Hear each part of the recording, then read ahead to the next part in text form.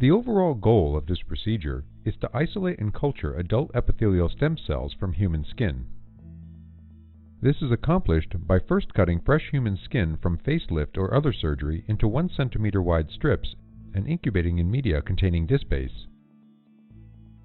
The skin is then rinsed in fresh media and the hair follicles are plucked.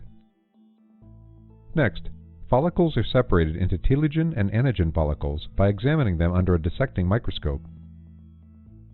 The final step of the procedure is trypsinizing follicles into single-cell suspension and plating in culture dishes. Ultimately, results can be obtained that show clonogenic cell growth through phase contrast microscopy.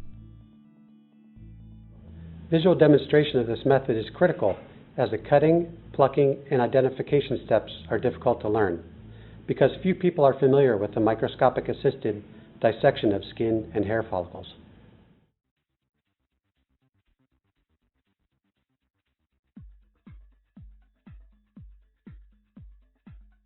To begin extraction of epithelial stem cells from human skin, cut fresh human scalp skin into 1 cm wide strips. Cut parallel to hair growth so as not to cut across follicles.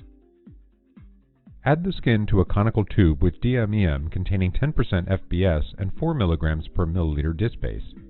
Incubate the sample for 2 to 4 hours at 37 degrees Celsius. After the incubation, rinse skin with fresh DMEM containing 10% FBS and place in a sterile petri dish. Collect the follicles by gently pulling each hair firmly and smoothly from the base with forceps. Place isolated hair follicles in fresh media. Next, use a dissecting microscope to select follicles at telogen stage based on their morphology. Cut out the bulge region and transfer follicles into a 15 ml sterilized tube. Additionally, anagen follicles can be used. Cut the upper 1/3 of follicles to obtain the hair follicle bulge region of stem cells, or cut the bulb region to isolate matrix transit amplifying cells, and add to the collection tube. Then, add 4 ml of a 1:1 solution of 0.05% trypsin EDTA and 0.53 millimolar tetrasodium EDTA for 15 to 20 minutes at room temperature. Shake the tube periodically to mix. Detached cells can be visualized under a dissecting scope to monitor progress of digestion.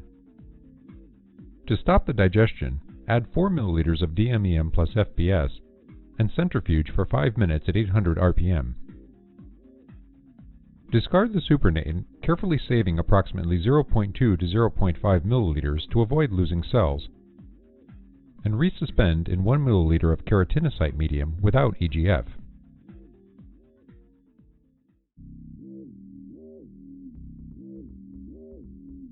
Before plating the epithelial stem cells for culture, a 6-well plate of mitomycin C treated 3T3J2 feeder cells should be prepared according to the written protocol.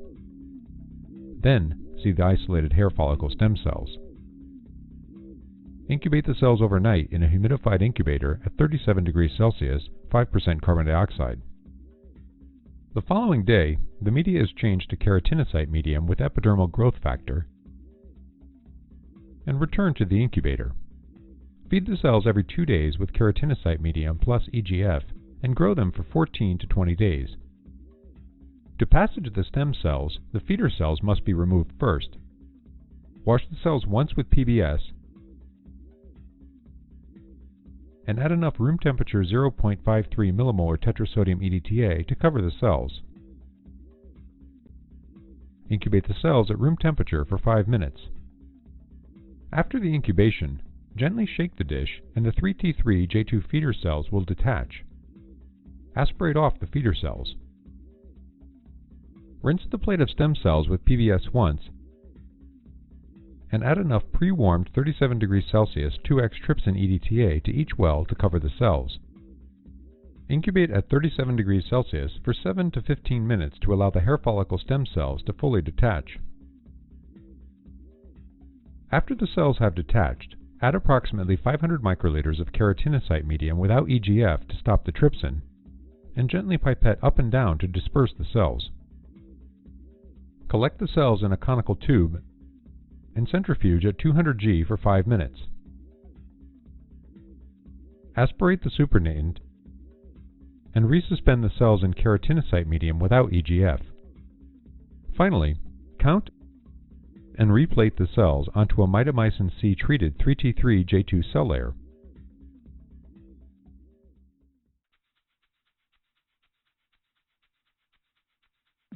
To immortalize the stem cells, plate 350,000 stem cells per well of a 6-well plate onto a layer of mitomycin C treated 3T3J2 feeder cells.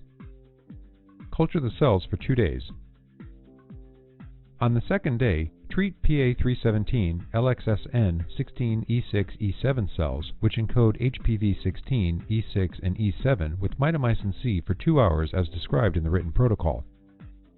After the incubation, add the treated cells to the primary epithelial stem cells, leaving 1 well of stem cells untreated as a selection control.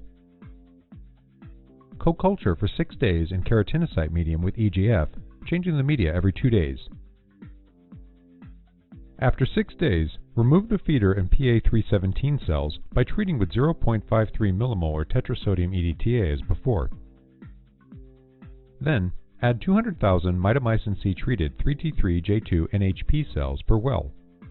The 3T3J2 NHP cells are feeder cells that are neomycin, hygromycin, and purimycin resistant, which is required for the selection procedure. For selection, culture the cells under 0.2 mg per milliliter of geneticin or G418 for an additional 6 days. Renew fresh G418 containing keratinocyte medium plus EGF every 2 days. Surviving epithelial stem cells will be immortalized stem cells.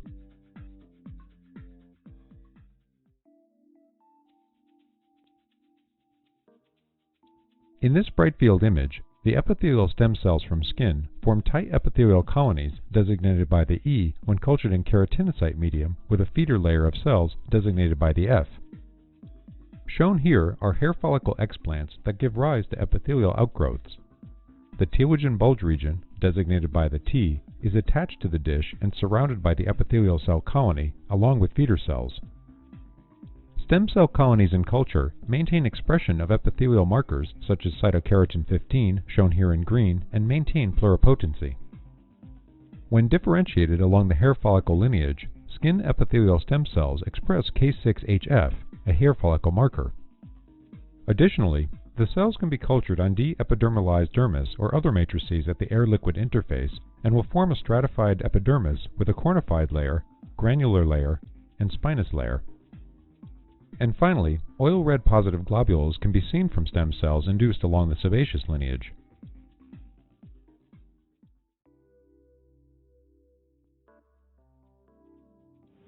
Following this procedure, stem cell assays for self-renewal, proliferation, cell migration, adhesion, and differentiation can be performed to answer additional questions about genes involved in maintaining the stem cell phenotype.